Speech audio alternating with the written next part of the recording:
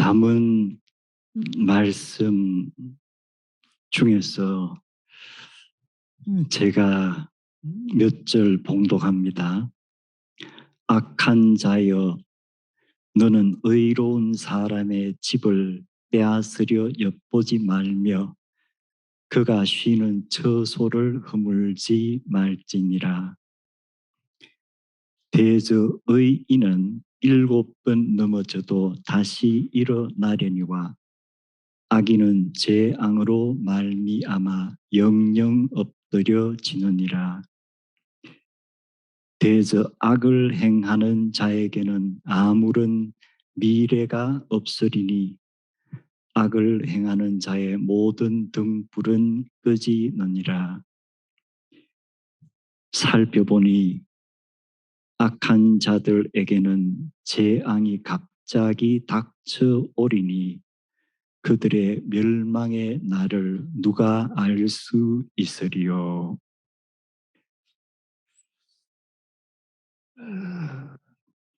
선한 사람, 악한 사람, 우리 DNA를 추출해서 식별이 될까요? 저는 제 마음속에 항상 선한 마음과 악한 마음이 함께 있는 것 같아요.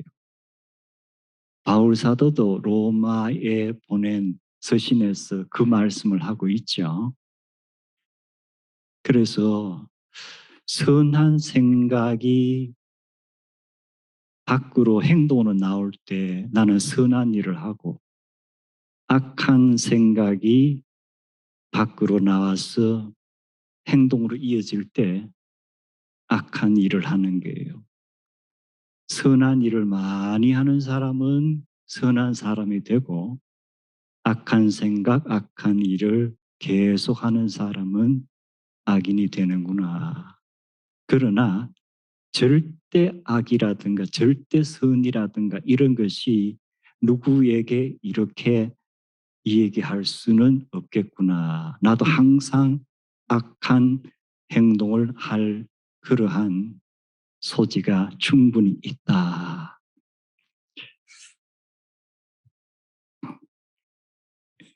이 조그만 책입니다. 페이퍼백인데요. 여기 제목은 The Compact Culture, The Japanese Tradition of Smaller is Better 이렇게 되어 있습니다. 여러분 가까이서 보면 이 책이 굉장히 오래된 것 알 수 있으실 거예요. 1991년, 그러니까 30여 년 전에 제가 구입했던 책입니다. 이 책 구입하기 전에 한 7년 전에, 그러니까 1984년경에 제가 그 하드 카바로 나온 초판을 학교 도서관에서 우연히 읽게 됐어요. 영문판입니다. 근데 그때는 이 책의 제목이 Japanese Orientation to Miniaturization 해가지고 일본 사람들은 무언가를 작게 만드는 그러한 성향이 있다라고 되어 있습니다. 그래서 이 책을 쓴 분이 지난달에 세상을 떠났던 이어령 선생님입니다. 1981년에 일본 동경대학교에 이제 개원 교수로 가서 있는 동안에 이 책을 1년 반 정도 시간을 들여서 편집하고 출판했습니다. 이 책을 보면은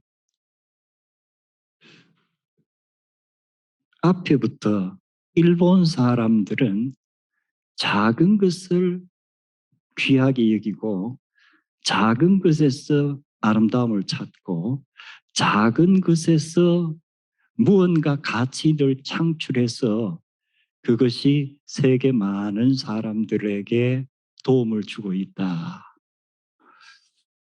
음, 지금은 40년 전과는 많이 달라졌습니다. 이 책을 이어령 선생님이 처음 쓰기 시작했을 때는 일본이 아마도 21세기에는 미국을 제치고 세계 제1강국이 되지 않을까 많은 사람들이 예측을 했던 그런 시대입니다. 그만큼 일본 제품 같으면은 누구든지 와, 갖고 싶다. 그때 한국 제품은 세일을 해도 사놓으면 고장이 나요. 40년 사이에 많은 것이 달라졌죠. 그런데 이 책의 마지막 장은 익스펜셔니즘 해가지고 팽창주의, 확장주의예요. 그래서 이혜령 선생님이 일본의 역사 그리고 그 문화, 정치 모든 것을 살펴보니까 일본 사람들은 작은 것에 치중할 때에 번성하더라. 그래서 whenever Japan is inward looking and reductionist, it prospers. 이렇게 했어요. 일본이란 나라는 자기의 내면을 들여다보고 작은 것에 정성을 기울여서 일할 때에 항상 번영하더라. 근데 그 다음에 문제가 그런데 모든 인간과 국가가 작은 일에 치중해서 번성하면은 자연적 확대하고 싶은 지향이 생기는 거예요. 여기만 머물지 말고 좀 멀리 가보자. 그래서 이어령 선생님의 그것이 근데 일본 역사를 보니까 일본이 축소 지향에서 확대 지향으로 바뀔 때마다 비극이 일어났다. 한국 사람들은 이것을 너무 잘 알고 있다. 왜 그렇죠? 일본이 확대 지향적인 정책을 펼 때마다 첫 번째 희생되는 사람들이 한국 사람들이었다. 그러면서 예를 쭉 듭니다. 첫 번째가 도요토미 히데요시가 임진왜란을 일으키면서 이제 조선으로 쳐들어왔을 때 1차, 2차 한 7년 정도 전쟁을 치렀죠. 그러면서 너무나도 우리 한국에 많은 피해가 있었습니다. 그러나 궁극적으로 히데요시가 이 조선 정벌에 실패하면서 그도 결국 망하는 거예요.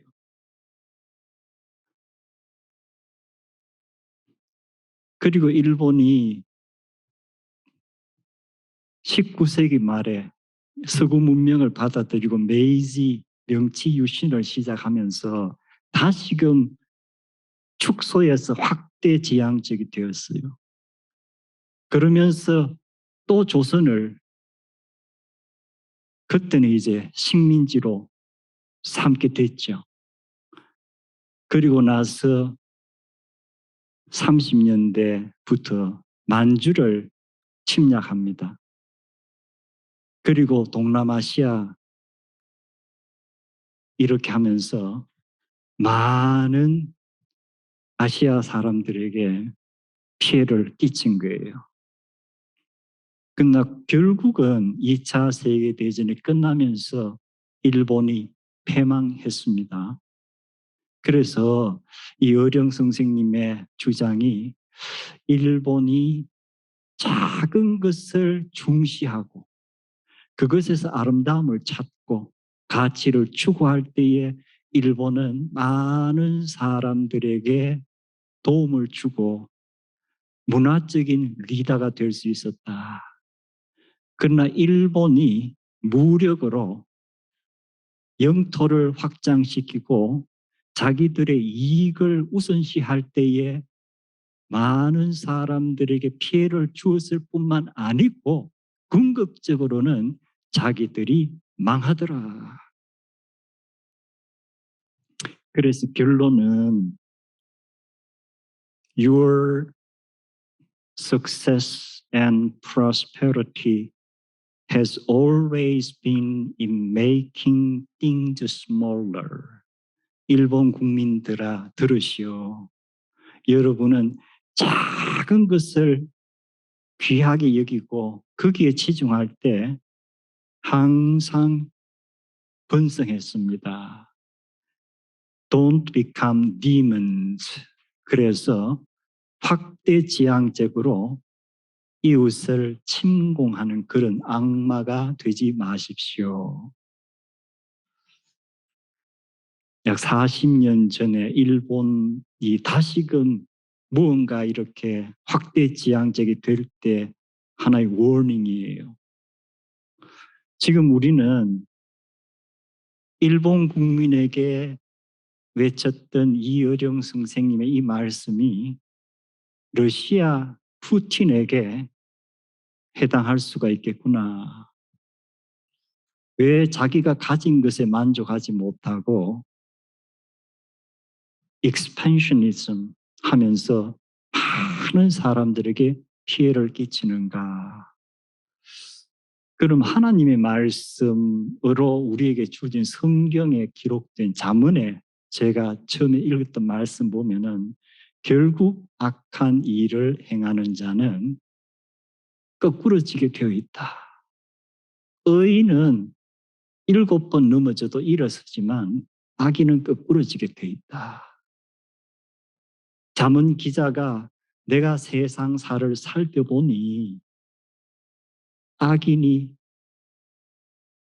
반드시 멸망하는데 그 재앙의 날이 언제 갑자기 닥칠지 아무도 알지는 못한다.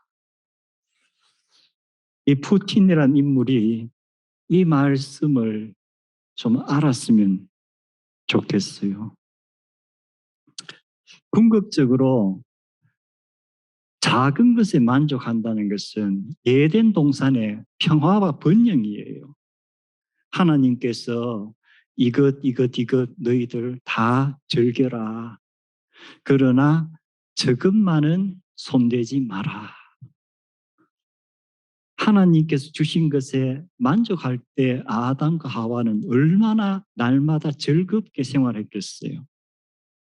그러나 어느 날 사탄의 꼬임에 그 하나님께서 금지한 것을 보고 소위 나의 지경을 하나님의 지경까지 넓혀보자 하는 악한 생각이 행동으로 옮겨지면서 인류의 고난이 시작이 되는 거예요.